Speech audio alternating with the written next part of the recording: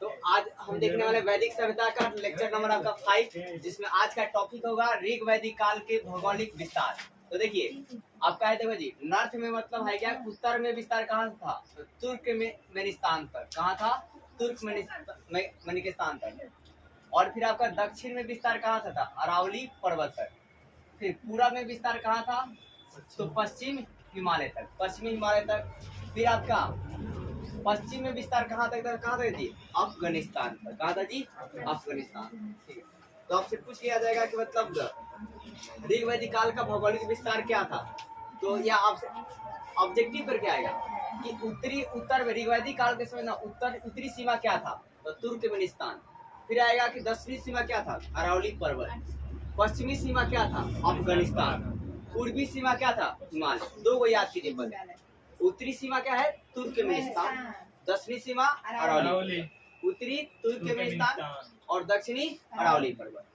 पश्चिमी अफगानिस्तान और पूर्वी पश्चिमी हिमालय। ठीक है ना, पश्चिमी हिमालय। ठीक है, तो चलिए इतना आप लोग पहले बता दीजिए। ठीक है, बताइए ऋग वैदिक काल का भौगोलिक विस्तार में उत्तर में क्या है जी, और दक्षिण में क्या है, और पूर्व में क्या है, पश्चिमी हिमालय। और पश्चिम में क्या है, अफगानिस्तान। अफगानिस्तान कहाँ पड़ता है?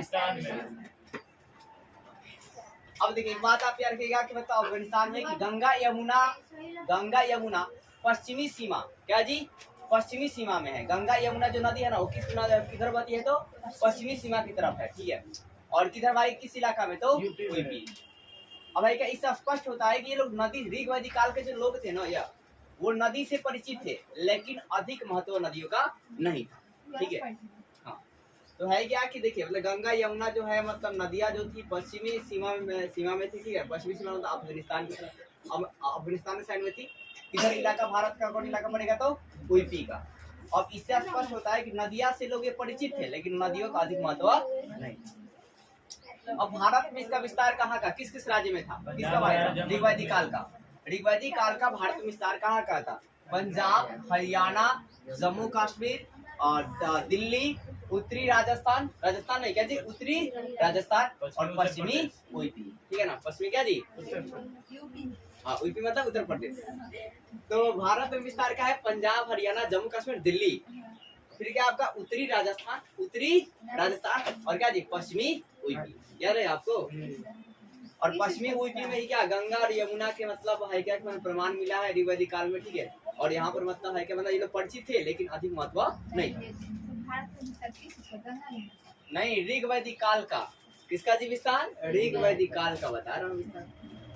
अब देखिए ऋग वैदिक काल के 10वें मंडल में नदी सूक्त है, क्या जी, नदी सूक्त है, पुरुष सूक्त है। ठीक है, तो है क्या नदी सूक्त में, जिसमें 21 नदियों का उल्लेख किया गया है। कितना नदी का उल्लेख किया गया है, तो पूछ लिया जाएगा आपके ऋग्वेद में है क्या, कितने नदियों का उल्लेख मिलता है, 21 नदियों का। नदी 21 नदियों का उल्लेख किस मंडल में कहीं बात उल्लेख है, तो 10वें मंडल में। किस सूक्त में, तो नदी सूक्त। तो 10वें मंडल, ऋग्वेद के 10वें मंडल के नदी सूक्त में 21 नदियों का उल्लेख किया गया। एक लाइन याद रखिए। अब है क्या, सप्तसंधव प्रदेश, मतलब ऋग वैदिक काल में ना 7 नदियां एक साथ मतलब गुजरती थी, उसे सप्तसंधव प्रदेश कहा गया। तो है क्या सप्तसंधव प्रदेश जो है ना, ये क्या था, तो आर्यों का प्रमुख निवास स्थल था। आर्यों का क्या था जी, प्रमुख निवास स्थल था। ऐसे कोई बताएंगे आर्य का अर्थ क्या होता है, अच्छे आचरण या क्या जी, श्रेष्ठ। तो है क्या सप्त संधव प्रदेश जो है क्या जी, आर्यों के प्रमुख निवास स्थल थे। और इतिहास में एक मतलब आधुनिक इतिहास में आपका है कि किसने आर्य शब्द से अपना नाम संबोधित किया था, हिटलर। अब आगे देखिए ऋग्वेद की रचना, ऋग्वेद की रचना जो है ना, मतलब वो किस प्रदेश में, तो सप्त संधव प्रदेश में ही हुआ है। फिर है क्या कि सप्त संधव प्रदेश को देवकृत योनि, क्या जी, देवकृत योनि यानी कि देवताओं की उत्पत्ति का स्थान माना जाता है। तो सप्त संधव प्रदेश को क्या मानता है, देवकृति योनि या देवताओं की उत्पत्ति का स्थान माना जाता है। सवाल बन जाएगा आपके ऑब्जेक्टिव कि देवकृति योनि कौन सा प्रदेश था, सप्त संधव प्रदेश था। ठीक है, यहाँ से 7 नदी गुजरती। अब सप्त संधव प्रदेश में ही क्या हुआ था भाई साहब, तो देवासुर का युद्ध हुआ था। क्या जी, देवासुर का क्या जी, युद्ध हुआ, मतलब देव और सुर के बीच युद्ध हुआ था। अब भाई क्या देखिए आगे पॉइंट के, ऋग्वेद में सबसे अधिक बार उल्लेख किस नदी का उल्लेख मिलता है, अधिक बार, तो सिंधु नदी का। किस नदी का जी, सिंधु नदी का। लेकिन नहीं पूछेगा ऋग वैदिक काल में आर्यों की सबसे प्रमुख नदी का नाम क्या था, प्रमुख पूछेगा तो वहाँ पे सरस्वती, क्या जी, सरस्वती। और ज्यादा उल्लेख किस नदी का है तो सिंधु नदी का, ज्यादा ले क्या जी, सिंधु नदी का। देखिए सिंधु घाटी सभ्यता भी मतलब उसी के इर्द गिर्द घूमता है, फिर ऋग वैदिक काल भी उसी के इर्द घूमेगा, उत्तर वैदिक काल भी देखे ना सिंधु नदी के आसपास ही घूमेगी सभ्यता। तो ऋग्वेद में सबसे अधिक बार उल्लेख जो है किस नदी का मिलता है, सिंधु नदी का। अब देखिए सिंधु नदी का अनेकों नाम करा, जैसे क्या कि हिरण्ययनी, क्या जी, हिरण्ययनी नदी कहा जाता है। क्यों कहा जाता है, आर्थिक महत्व के कारण, आर्थिक क्या जी, महत्व के कारण इसे हिरण्ययनी कहा जाता है। दूसरी बात, इसे उन्नावर्ती भी कहते हैं, उन्नावर्ती। अब उन्नावर्ती काहे कहते हैं, क्योंकि इस नदी के रास्ते से ऊनी वस्त्रों का व्यवसाय होता था। क्या होता था, ऊनी वस्त्रों का व्यवसाय होता था। सिंधु नदी के रास्ते ऊनी वस्त्रों का व्यवसाय होता था, इसलिए इस नदी को उन्नावर्ती भी कहा जाता है। फिर सिंधु नदी में है क्या कि ये सुषुम पर्वत से निकलती है। सिंधु नदी कहाँ से निकलती है, सुषुम पर्वत से निकलती है, इसलिए इसे सुषमा भी कहा जाता है। क्या कहता है जी, सुषमा भी कहा है। डायरेक्टली क्वेश्चन बन गए हैं कि मतलब सिंधु सुषमा किस नदी को कहा जाता है, सिंधु नदी को कहा जाता है। स से सिंधु, स से सुषमा काहे कहा गया, क्योंकि सुषम पर्वत से निकलती है। उस ऋग वैदिक काल की बात है, ठीक है ना, उसमें आ रही क्वेश्चन ऋग वैदिक काल के ही रहेगा। ऋग वैदिक काल में आपका जो है सिंधु नदी कहाँ से निकलती थी, तो सुषम पर्वत से निकलती थी, इसलिए इसको क्या कहा जी, सुषमा कहा गया। क्या कहा गया, सुषमा कहा गया। अब आगे देखिए, ऋग वैदिक काल में आर्यों की सबसे प्रमुख नदी का नाम क्या था, सरस्वती। ऋग वैदिक काल में आर्यों की सबसे प्रमुख नदी का नाम क्या था, सरस्वती। और ज्यादा बार किसका उल्लेख किया गया, सिंधु। सिंधु को क्या कहा गया, सुषमा। कहा गया जी भाई साहब, क्या जी, सुषम पर्वत से निकलती थी। और फिर है क्या, इसको और क्या कहा गया जी, उन्नावती। कहा गया, ऊनी वस्त्र के व्यवसाय कारण। फिर है क्या, हिरण्ययनी कहा गया, क्योंकि आर्थिक व्यवसाय के कारण, आर्थिक महत्व कारण। अब है देखिए ऋग वैदिक काल में कि आर्यों ने सबसे प्रमुख नदी क्या है, सरस्वती नदी। अब सरस्वती नदी का भी अनेकों नाम है।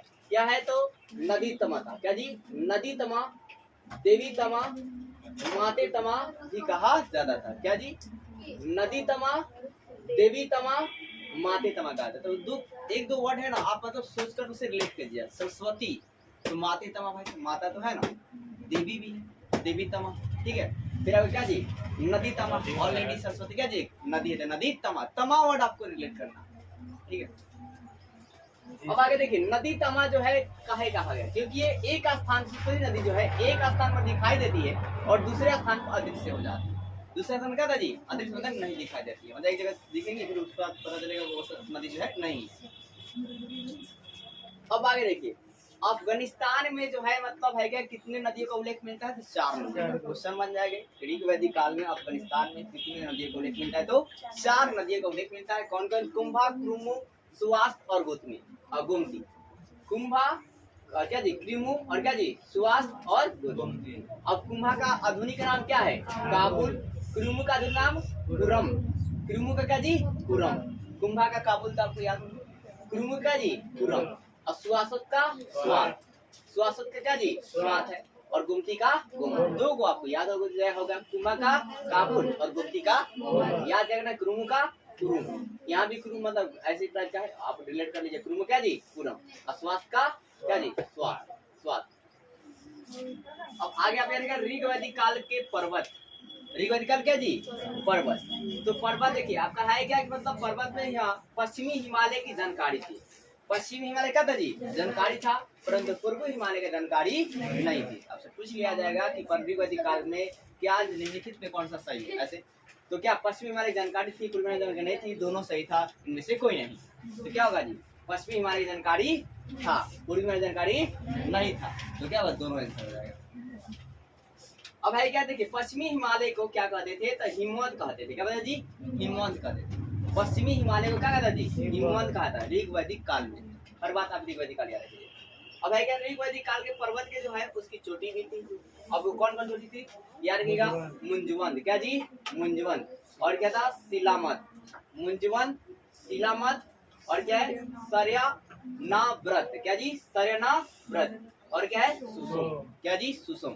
और इसी सुसुम पर्वत से कौन निकलती थी, सिंधु नदी निकलती थी। अब आगे रखेगा मरुस्थल को, ऋग वैदिक काल में मरुस्थल को क्या कहता है, धनवा, क्या जी, धनवा कहा था। फिर समुद्र को क्या कहता है जी, पुरावत, समुद्र को कहते जी उड़ावत कहते थे, यानी कि समुद्र से भी परिचित थे, मरुस्थल से भी परिचित थे। कौन? ऋग वैदिक काल के लोग।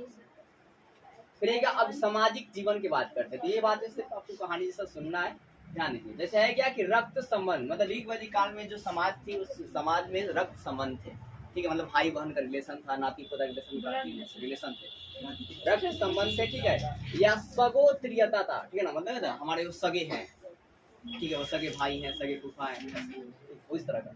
तो सामाजिक जीवन में है क्या कि सामाजिक जीवन में मतलब ऋग वैदिक काल के सामाजिक जीवन में रक्त संबंध था, यानी कि सगोत्रीयता पर आधारित था, ठीक है ना, किस था जी? सगोत्रीयता पर आधारित था।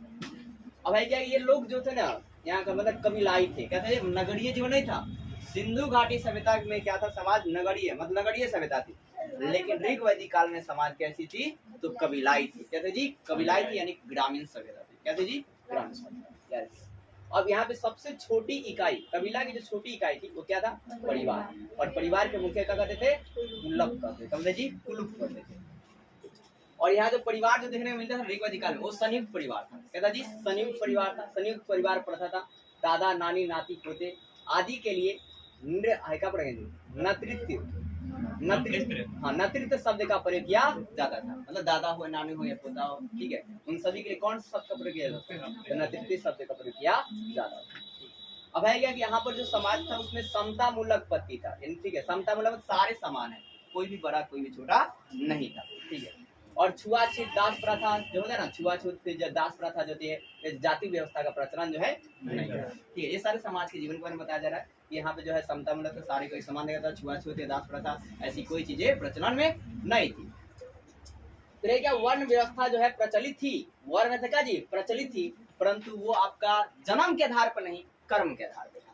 किस तरह जी? कर्म के आधार पर। अगर मतलब उसका जन्म किसी मतलब कास्ट में हुआ, अगर वो युद्ध से लड़ने का काम करता है, किसी का संरक्षण देता है, तो क्षत्रिय कहलाएगा।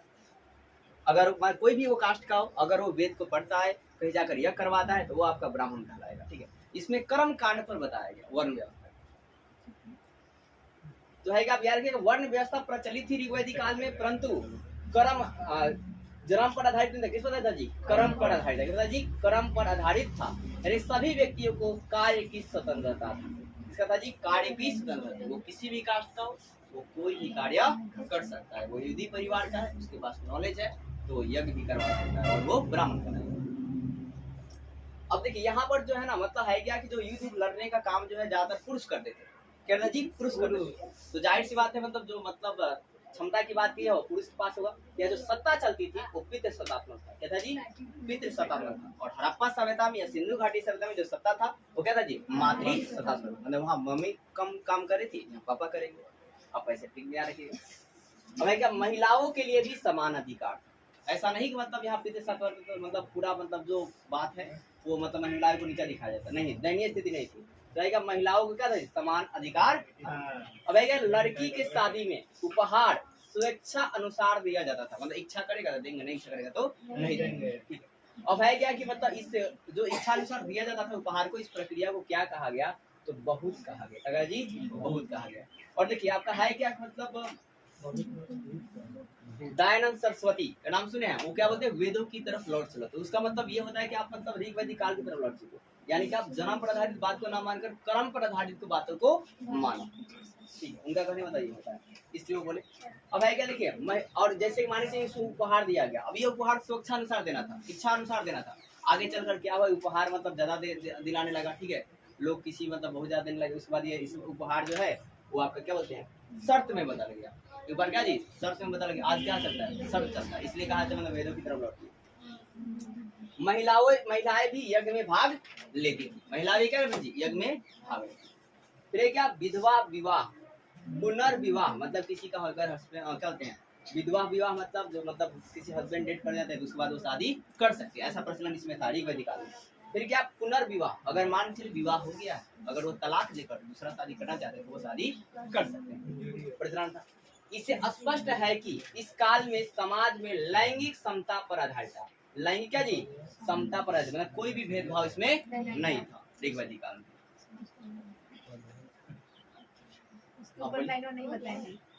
अगरबत्ती नदियों की माता। हाँ, एक और बात देखिए, सरस्वती जी, सरस्वती नदी को ना और क्या बोलते हैं, अगरबत्ती नदी, और नदियों का माता भी कहते हैं, सरस्वती माता मैंने ऐसे बता, ठीक है। तो अगरबत्ती नदी और सरस्वती नदी का जी आगे भाई साहब, अगरबत्ती नदी नदियों का माता या वाणी, अब बीना से रिलेट कर गए सरस्वती जी का, ठीक है, बिना से रिलेट कर दीजिए। और क्या जी, बुद्धि भाई साहब, सरस्वती जी तो बुद्धि तो जरूर नहीं मिलेगा आपको, ठीक है। और फिर क्या, संगीत की देवी, अब बिना बजेगा तो संगीत क्या जी, देवी भी कहा जाएगा। तो इन जितना भी नाम है ना, आप उनसे रिलेट कीजिएगा तो नाम में जो है सारा मिल जाएगा, बस इतना ही।